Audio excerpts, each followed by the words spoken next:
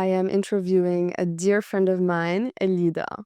And the reason why I wanted to interview her today is because we will get into her story, but essentially for me, she is real, she is authentic, she is herself in any context that I've seen her. And therefore, to me, she represents this concept of the wild woman, which for a long time I thought wasn't really possible in our time and age. I thought it had to be something very extreme, as, someone who lives in a forest and is completely disconnected from modern life and society. But Hellyda has provided me with a role model of how you can be a wild woman at heart, free, wild, completely uninhibited, and yet still live a very functional life. So I'm very excited to ask her all the questions that we've prepared and for you to hear her story. And we're going to start with, who is Hellyda? Oh, thank you for this introduction. It really warms my heart to know that I inspired someone like you. But yeah, I guess I am wild in that sense. I can understand now what you mean by that. Because when you say wild woman, I imagine this like crazy person running around, and I can be that too. Of course, you definitely can. But yeah, I guess it's more on the being truthful and unapologetically who I am in that sense. Yeah. And have you always been like that? Yeah. Yeah. That's the essence of my child, I think. It's that very free-spirited child. I was always not ashamed to dance in front of everyone. Wanting attention, a lot of attention. I needed a lot of attention. So I was really, I'm really into that. So who am I? I am that child. I am the... And when you were that child, were you ever shamed for it? Were you ever told to tone it down? Or were you actually encouraged to be that version of yourself, which is essentially your true self? Both. At moments, it was accepted and encouraged. At moments, it was shut down. And how did you continue to be that person, even in the face of being shamed for it? I feel I had to reclaim it. So even though, and that happens a lot, at certain moments that side comes out. In certain moments, there is a repression. So in a lot of my life, that I repressed it, and I felt I could not be truly who I was because it wasn't accepted. Then there was my process of evolution was a process of reclaiming the parts of me that I am. And I would say now I got to a point that I'm really comfortable being who I am, even when that's not accepted by other people. Yeah, and I can totally see that. And that's why for me, you truly represent that now. But let's go back to the point you were saying around wanting attention. Tell me more about that and how it kind of shaped, I guess, the beginning of your career. Yeah, definitely shaped the beginning of my career, because it's that need to being loved, to being appreciated, to have, to be seen. I guess that's something I really needed, because I didn't have that. Being the daughter of a working mom, my father wasn't there, so my mom was working all day, so I didn't have attention, and I didn't have someone who saw me or who was interested in me. So I was always really needing that attention and that love and that nurturing, which was there in a way by she was in a provider role, so that was her love. But I needed really the love, the affection, the nurturing love. Yeah. So anyways, I've very easily drifted into the modeling career, because first my mom wanted to be a model and she couldn't, because my grandfather was very religious. So when I was a child, I was good looking, and she immediately kind of encouraged me to do beauty contests and, push me to be a model, because that was her dream. And so to live is quite narcissistic, actually. So that I would live her dream for her. And in a way I did. And I was very happy, because, I thought I wanted to be famous and rich, because that's what kids think it's going to give them all. So I thought, okay, if I'm good looking and I'm famous, I'm gonna be loved and I'm gonna have all those needs met, and that's exactly what I want. That's kind of where I was going for. So My dream, rich and famous, was my synonymous with receiving love. being loved, being appreciated. Not so much buying things. I mean, yeah. Also, I appreciate a lot beautiful things, and yeah, I guess I wanted to look good and be, appreciated for how I looked, Yeah. and more than who I was. I like that you speak about this because often, and I think you even discussed this in one of our recent circles, is how people think, I want to be rich. But it's like, why do you want to be rich? Like, I want money, I want financial abundance, but why? Because essentially it's a tool. And what do you want to use it for? And in your case, as a child, it was to receive more love. It had to do with that. Yeah, Okay. exactly. And so you started your modeling career, and can you tell me a little bit more about how that experience ultimately led to your awakening? Yeah. So for me, I thought I needed that. So it was a lot about my looks and, how I would get attention from the way I looked. And at some point, I had a moment where I had a crisis, and all of a sudden I was not happy with that anymore. And I started to question everything and question myself and question my existence. And I was like, but what really is this life about? Why do I exist? Why do I live? Is it just to work, then marry, have a child? I don't feel that that's it. I don't feel that's gonna give me happiness. And I was feeling deeply unhappy. So at that point, I realized that I needed to find an answer. I needed to find there was more to my life than just that. Mm-hmm. And it was all of a sudden, and then I had some sort of a year period of questioning everything and feeling very low. And did it just come like naturally, or did something difficult or challenging happen in your career or Just your life? like that. No, Nothing happened. I was living, I was enjoying my lifestyle and not having much of a purpose and just kind of, going out and having fun. And all of a sudden I started to be unhappy and not enjoying those things that before brought me joy, not enjoying that at all. That's interesting. The things that we pursue for so long, and once we get them, we think that's going to bring us fulfillment. But once we get there, we realize that actually there's something Deeply missing. unfulfilled. Yeah. Yeah. And so But I started to seek then. I started to seek. And I got into psychology because, by trying to understand why I wasn't happy, what was life about, I started to read little articles and then read a book about this and about that. And so psychologists could, seemed like it could explain some of the questions I had. And then it kind of led me to spirituality. So psychology and spirituality was answering my questions. It was kind of, I realized I was very, very interested in that topic. So I was kind of hungry, and the more I learned, the more there was to learn. And at some point I just realized, you know what? Actually, I really, really like this. Maybe that's it. Maybe that's my purpose. psychology And spirituality. spirituality, but you didn't see them as one. You saw I saw them as one. I saw them as one. But they were only, I only found them separately. psychology. I saw them as really complementing each other. Yeah. And I was really let down that they were not together. So after seeking and seeking and seeking for a way that they were together, and I thought I would really like to study this, and I really like to study psychology, but without spirituality, it doesn't really make sense. So I was searching for a course that had both. So how long? For about 3 years, I was at 3 years. I was like Google searching, yeah, just reading books related, but not really. And then I'm like wanting to study psychology. Yes, I was looking for a purpose. Really, I felt empty. That's the thing. In that period, I felt deeply empty and unhappy, and I thought that I needed a purpose. Why is life about? If you don't have a purpose, if you don't go anywhere, if you don't have a direction. So I was looking for a direction. And I realized through learning and reading those books that my interest was in that, in psychology, and learning about why we are the way we are, and etc.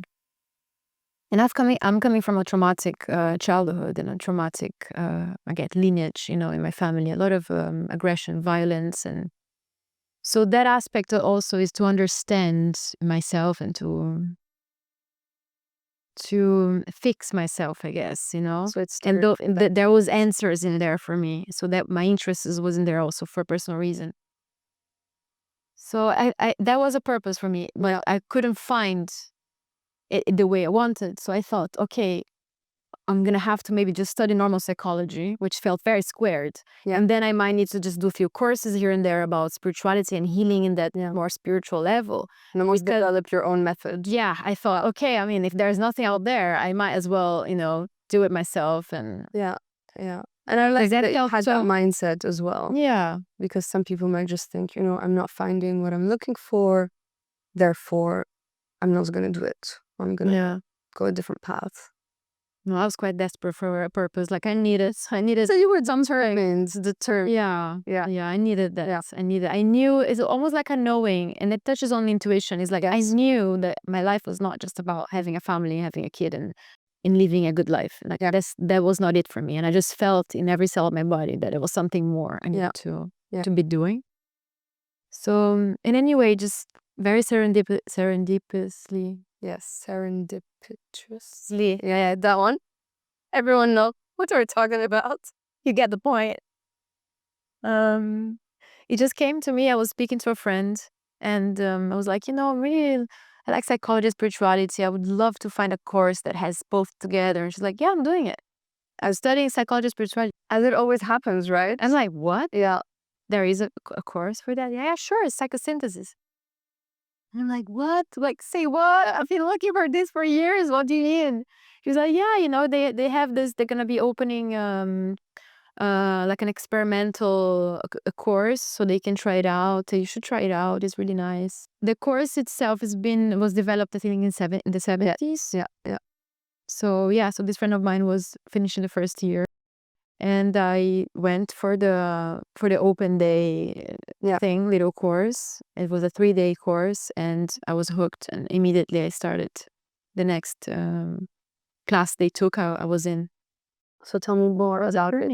Tell me more about psychosynthesis. What is this? So psychosynthesis is holistic psychology in psychotherapy. So it's a method developed by an Italian psychoanalyst as a student of Freudian psychoanalysis. That, like me, he was studying psychoanalysis and he saw the value of it, and he was practicing, but then he thought that there was something missing. There was a missing element, and he was really interested in the mystical and learning a lot about other things, more esoteric. So he kind of saw the value of that together, and he developed this whole new way of therapy that includes the psychoanalysis subconscious part, but it has the higher subconscious, higher unconscious. So we have the lower unconscious and the higher unconscious. That's psychosynthesis. Okay. And you are in the middle. So that's this egg diagram that really shows that clearly. So yeah, basically, if you just do psychoanalysis, you're only working on the lower part. Yeah. Psychosynthesis work on both, as we are connected to both. Yeah. And so how did this, I guess, first of all, integrating this knowledge of these two aspects, which were really interesting to you, but how did that then become super beneficial for your personal growth? And then how did it impact what you are doing now with your life? And we'll get to the vision in a bit. Yeah, well, psychosynthesis was really a blessing for me. I'm really grateful for it because, the first year is basically all about your own healing journey, of course. And I didn't know if I wanted to be a counselor or a therapist. I just didn't know. I just knew that I wanted to study that for whatever reason. And I was very open-minded. Like, if I don't, I don't know how I'm going to use this for, but it feels right. You wanted to incorporate the knowledge. Wisdom. For what I'm design. Yeah, and I'm not sure I want to be a therapist. Like, I never thought of myself as a therapist. So I just did the first year, see how we tiptoeing. Yeah. And it was a lot of work, a lot of inner work. And in the class, in the whole model is you're in a circle. You're not sitting in classes or looking at the teacher. It's a circle. And you're learning and doing exercises with the group. So there's a lot of exercises with the group, and then there is sharing with with one person, then they're sharing with the group. So there, I was doing those exercises and I was frightened of speaking in public. So I would get so stiff and it would make me so nervous. I was having to think, oh, what am I gonna say? And, it was like that. Yeah. It was very difficult for me in the beginning, really, to be able to speak in public. I can't imagine that now. Right? But that's the practice. Yeah. I did that for 3 years. After a while, it just soften up and just relax. And you don't have to know what you're gonna say, whatever comes. It's trusting. And is it because you were scared of showing vulnerability? You were scared of saying the wrong thing? Like, what was that fear? Scared of looking stupid, I think. Scared of what people think of me and and I think for me, my journey, it was a lot. I was always like cute, as a child, and everybody would see me as pretty. And then I guess I never really felt like I was seen as anything else. I was called idiot, stupid, and I guess that kind of stays. So there was this thing that I had to prove myself as being more than pretty, and I had to be smart or something. So that's the thing in the back, Yeah, that's that the nerve. shadow of having that being beautiful. Yeah. And in a way your mother pushing you down a path because of that, and you enjoying life and building a career off the back of that. But this is the shadow side of it, right? Exactly. And just What being seen for what you look like, not who you are. And then how are people gonna receive who you are? Yeah. So then it was almost like a shift from wanting to be seen for who you are rather than what you look like. Yeah. Yeah. So this was the transition. What were the beliefs that you held about yourself? I guess limiting beliefs about yourself, about the world, and how did this course, which is a huge part of your awakening, how did that um transform that? What was the transformation process? And Very big transformation, very big. So first of all, is if I felt like I was going to, I don't know, Harry Potter, in the school, because it's like, how is this? It's so amazing. You go to school and they have all this spirituality to it, and the soul, and the journey of the soul, and incarnation, and you're talking about all those things in a university course. So it was very fascinating for me to be learning about that in that environment. yes. So it helped me, first of all, shed a lot of the trauma layers and work through my fears, and kind of start to slowly discover who I was behind all of The layers. the layers of what I was comfortable Yeah. with being. And had you done That was a lot. therapy before? No. No, so that was like a full. So yeah, full on, and then you have to have therapy after that. So you have the exercise and the whole process in school, and to help you process all of those things, you have therapy on the side. Because as you're uncovering more information about the way your brain works, the way your heart, your soul, everything is connected, It helps to process. it helps to process it. You really need. It's a lot of information. It's a lot of things happening. Yeah. So it was a lot of working on my past in the first year, especially. Crying it all out, and it was very emotional, very heavy. And then afterwards, and it's all like I do this and that. It's all happening at the same time, but mostly the big chunk is my own my trauma. And then second year, third year is about understanding other people and learning about the world and how we're connected to each other, and the whole way of perceiving reality just shifts.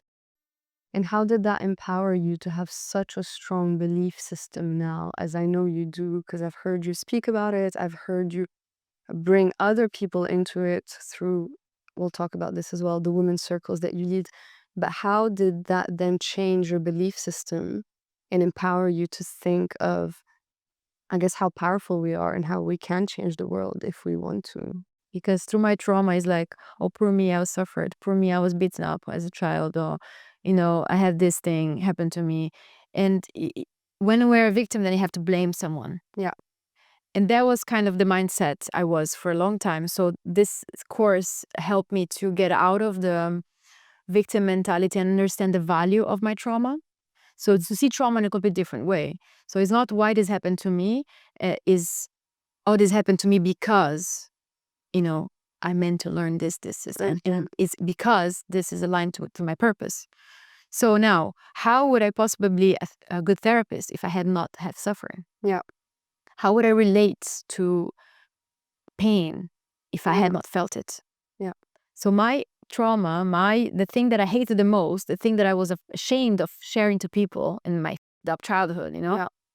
was actually the very thing that I needed in order to be living my purpose, which is to help people overcome trauma. So it's through overcoming my trauma that I can help people overcome theirs. And that's my purpose. So, it's just so perfect when you start to understand that your life story is orchestrated Yeah.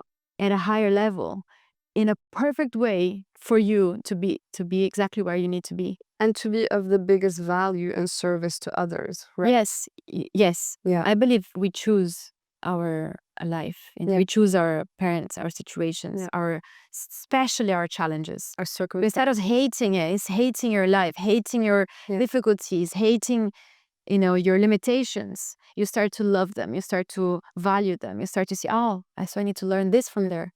Yeah. And from these learnings, that's gonna catapult you to the places you need to be. And essentially, they shape you to be the person that you are now. You're meant to be, yes. You're meant to, and to go through those things. And you can't do any of the things you're doing unless you've gone through that experience. Especially the painful ones. Especially. And it's funny because now I just had a throwback to, I think it was just coming out of COVID, and we had a coffee chat, a one-to-one. And I remember you telling me that you basically now have this clear knowing, this clarity of thought of what you want to do with your life, what you want to do with your time is to help others. And at the time, you still didn't know which form that was going to look, what it meant. You just knew that it's about helping others somehow. And I thought, that's that's very wide, that's very vast, like what does that mean? Yeah. And I think a lot of people can relate to that. And then maybe people get blocked because they think, what can I do? I'm just one person, how can I help others? How can I help the world? How can I change things? That's the victim. The Poor little me, I'm so small. I cannot make a difference. What can I possibly do that would make a difference in the world? Yeah. That's the victim mentality, and we've been conditioned from generations to feel this way. So I guess, So one thing that I would like to spread is this knowing, this trust, this intuition, this power that we have that we lost touch with. And you spoke before about the sense of responsibility. Yes. Yeah, that was very strong also in my awakening, let's say. It was because I had a good life, at some point. Everything was fine, I had a good life. And that there was that emptiness, and then there was also a sense of responsibility, and I have to do something, I have to serve. I need to serve. And then I didn't know how I was gonna serve. Yeah. I wanna help, I wanna do something positive. That's how I'm gonna have a sense of purpose. Yeah. So that was the whole journey. And then service, but how? I wanna help people. Yeah, what you're saying. Yeah, we spoke about that, and back then you didn't know. And then you think, can't do much really. I'm just one person, but do it anyways. That's what's hard. And I've started with little things, and it's every little choice that you make, and is everything that you do. It's not just I'm gonna help by being a therapist. No, it's what you buy, what clothes you buy, what food you eat, which places you go. Every choice that you make, you are impacting, you are funding. Everything that you buy, you're funding that. So you start with yourself. So that was simple. Is that you start with the personal choices. Yeah. There's always more that you can do, and there's a lot more that I can do. But you just go slowly. You just do what feels right for you. And some people are more passionate about one thing, not so passionate about the other. Some people care about some certain communities. Some people care about animals. Some people care about the environment. And I guess now with this whole conflicts that are happening, there's a lot of judgment. Why do you care about this people and not that people? Why do you comment about this war and I don't care about that war? One cause is more important than the other. Or if you care about one cause, you should care about all of them. Yeah. Like, if not, then you're not truthful about caring. Yeah, and then you're not a truthful carer. You're fair. You're a bit. Anyways, um, so it's but what really it is, it's connected to the heart, because we are all connected. We're all connected. With when people suffering in whatever part of the world is affecting you, it either you know this or not, it is. So any choice that you make there are kinder to the environment, or to people, or to yourself, or to others, is making an impact. Yes, even if it's not gonna see it in this lifetime, even. Yeah. Know that just the conscious choice of making that decision is already impacting in the collective, on the collective level. Yeah. So that's something to keep in mind always in whatever activism, and less judging, and just coming from the heart, whatever you can. And you might not do it always. And I like the fact that you were saying, you care about certain causes, other people care about other causes, and that's how the world works.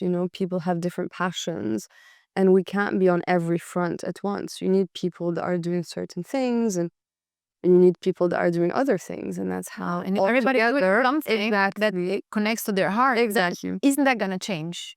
Exactly. But there's always more you can do. There's always more, because you consume every day. Of course. So the more you make choices aligned to your values. Now I want to talk about the women's circles. That for me is a big part of the relationship that we have today. And how did you get into it in the first place? And what do they represent for you? I think big part of it comes from the group work I did in psychosynthesis. That's the beginning. That's what kind of sparkled this initiative. And again, I started it with a friend of mine that was doing the course. She was a year ahead. So I remember. it was me and her, few other friends, and we just said, we should meet women, and we should do these groups where we connect and we speak and we share things from a deeper level, and we have some structure on how what we're gonna talk about, and that's just took off, and it just felt so right to be in a group of people and be consciously talking, sharing the deepest desires, the deepest fears, and being very vulnerable in front of other people, other women, and trusting that they're not gonna do any harm to you if you open up. Yeah. So then the circles was starting to grow and grow, and I really like how you describe it and where it came from, because you talk about structure, you talk about, organizing it in a certain way. It's basically a process. There's a guidance, a structure of how it's led. It's creating the space for the right type of conversation. And I think many people, when they think of women's circles, their mind might go to something completely alternative, where it's just about lighting candles and surrounding yourself with crystals, dancing naked and dancing naked, right? But actually, you're moderating a very specific type of exchange, and actually there is a structure to it, and there is like a guidance of how you lead it. It is a push and pull between structure, but also allowing whatever comes up, because you might think, I want to talk about this, but then someone starts crying because that happened, and then it changes completely the direction. But no, that's real at that time, and you just allow that to be. Yeah. So I guess you also have to be loose sometimes. But I think what we've created in this specific circle is that we have a lot of people coming that come always. So we have built this intimacy, this knowing. What's the word? Is another word for intimacy, but we know each other, we trust each other. Trust, yeah. And then when new people come, that energy is already there.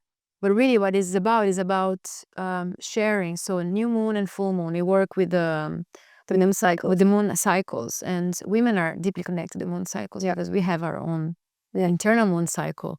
So new moon is about inviting the energy and calling in and reflecting on what it is that you want to attract in your life. Full moon is when you release, when you let go. Yeah. So we're constantly, every month, we're reflecting, keeping track. What is it that I don't, what is it that's not serving me? Let go. What is it that I want to invite? Call in.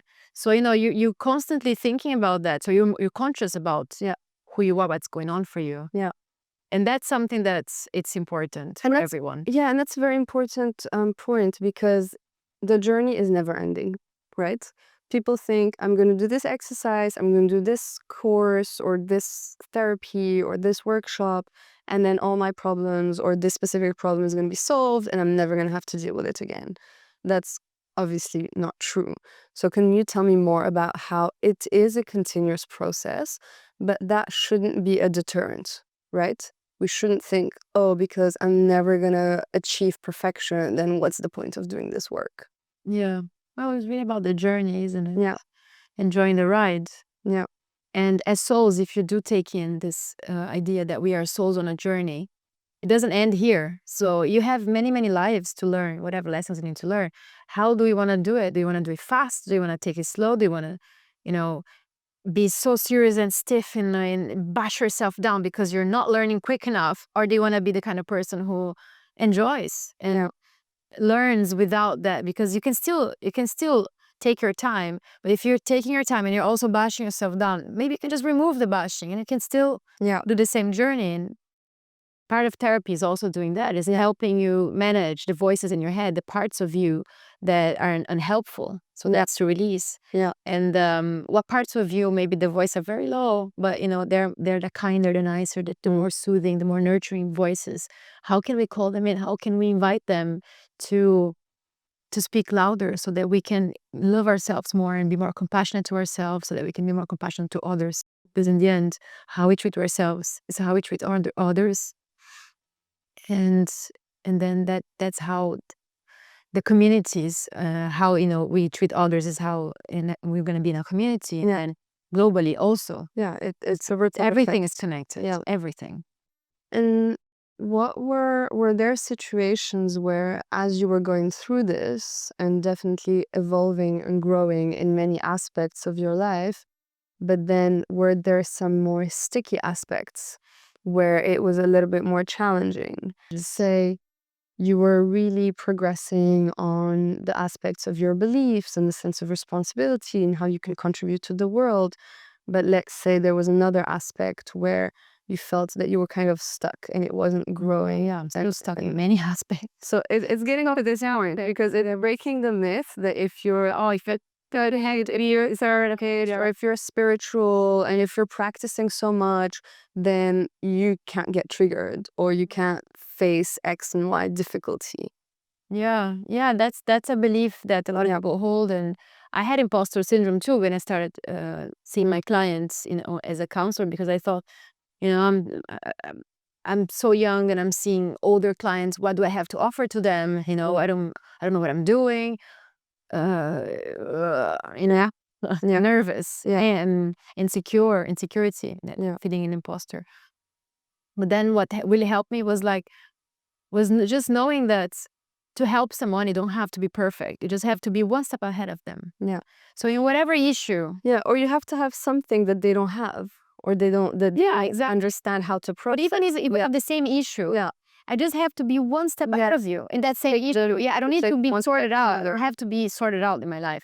I like that. Yeah, I never thought of it that way. Yeah, I just have to one step ahead, and you can already be of help. And I'm like, oh, okay, that removes the weight from my shoulders. And then it unblocks it for them to take it as far as they want. Exactly. And you'll find that you don't have to fix them. It's not about you to fix anything. You just have, the whole point of therapy is for you to hold space, to be there, so they don't have to go through it alone. Because that's hard. Yeah. And if you have a word of wisdom or two, then that's even better. And but just the presence, just being there and hearing and actually listening to them and receiving and accepting them as they are, that's already so valuable. And a lot of people forgot to do that. So, we always have that, giving our input and telling you should do this or you should do that.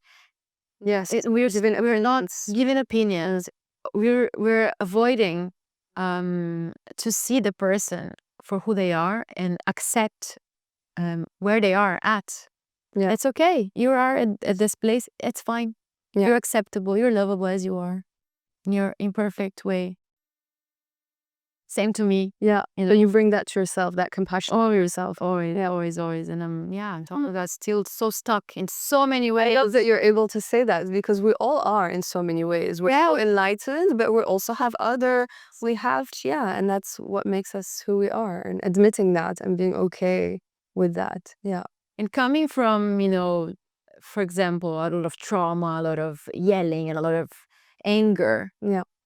In some ways, you can be so zen, and like you've seen me in the circles, and I'm like guiding meditation, and I can seem so zen and wise. But then I come home and I get triggered, and I'm screaming, and I'm like angry, and I'm saying things that I don't mean. Yeah.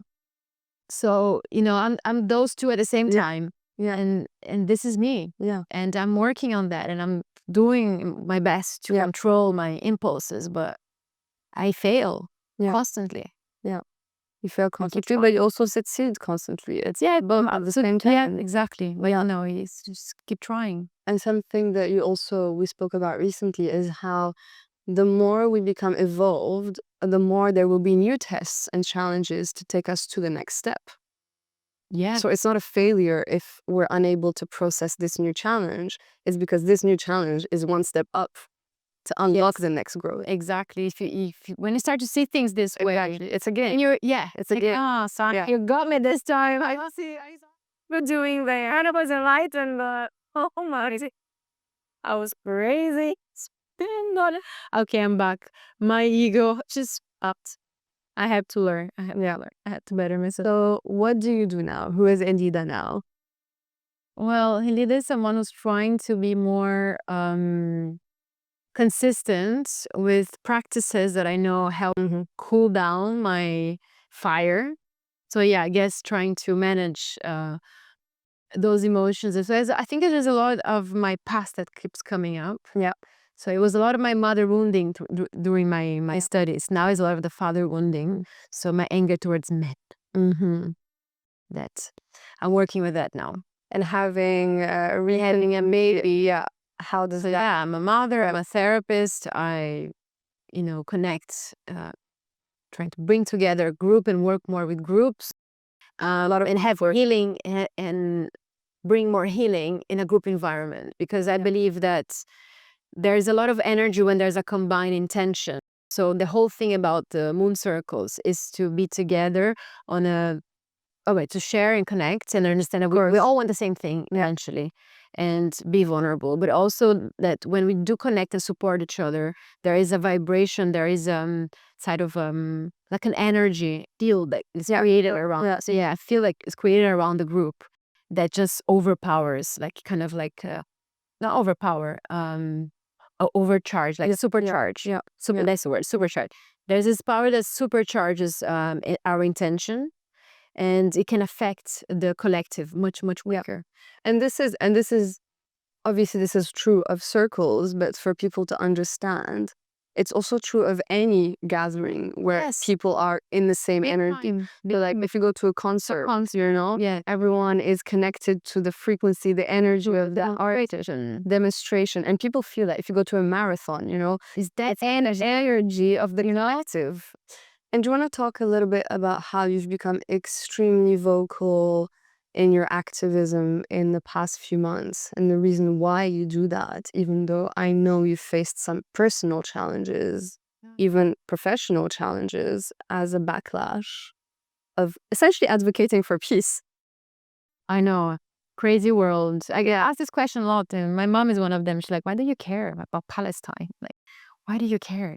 Talk about it. Hellyda. I followed my other. Because just to clarify, you're not ethnically, religiously Brazilian. In any way related to that part of the world. And not Jewish. I have friends from both sides, and I've always been super accepting and loving to all.